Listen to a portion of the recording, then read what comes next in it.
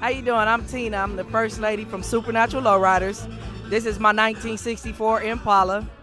I've had it going on 13 years now, but just decided to build the car. Recently finished it about 4 months ago. Actually brought it out a year ago, wasn't happy with it. Took it back apart, put it back together, and here we are now. My theme with this car was going black, mostly black, but accented with chrome. And then everything else blue.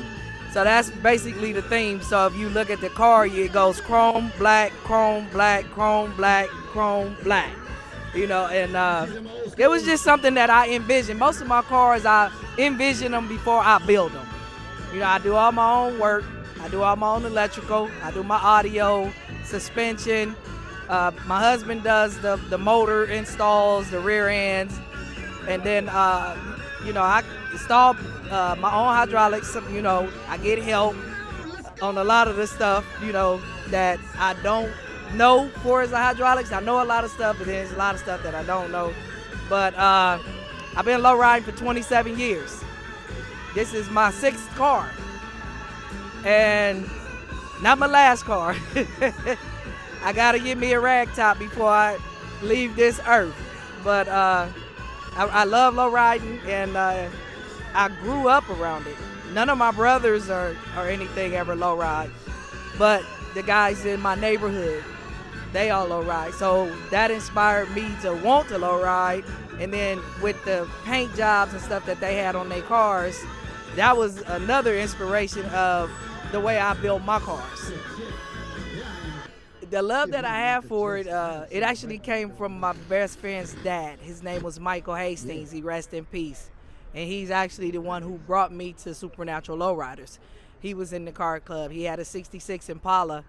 And that was actually the first experience that I had in building a Chevy, was with him putting his car together in his garage. So I was doing the audio in the car, and he was like, "You want to help me, install the carpet and the seats?" And, we ended up just putting the whole car together in his garage together. And that actually, I always had a love for it, but that's what really inspired me and pushed me to get a car.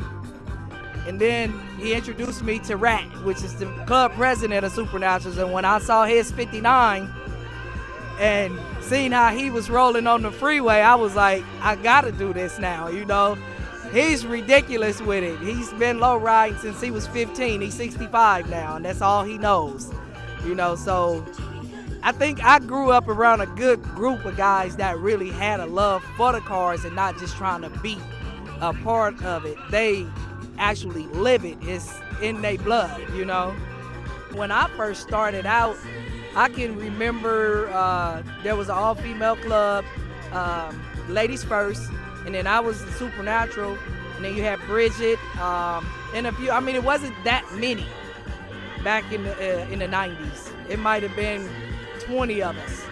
Now, I could say it's a good 100, 200, somewhere up in there.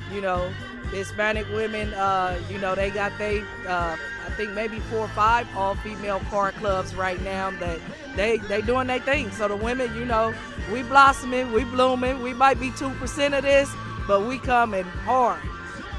And we ain't taking no names right now. We just passing out gift cards to them. Basically, I just want to say thank you to the men for letting the women be who they are in this. And I want to thank the women who are out here in their cars doing what they doing, because without all of y'all joining us, the women that's been doing this for a long time, I think it probably would have died out. A lot of women, look at the stigma, oh, this is a man's thing. It's not, I think cars is just like anything else. Whatever genre you want to be in it. Hot rod, lead sleds, Mopar, low riding. Let's go.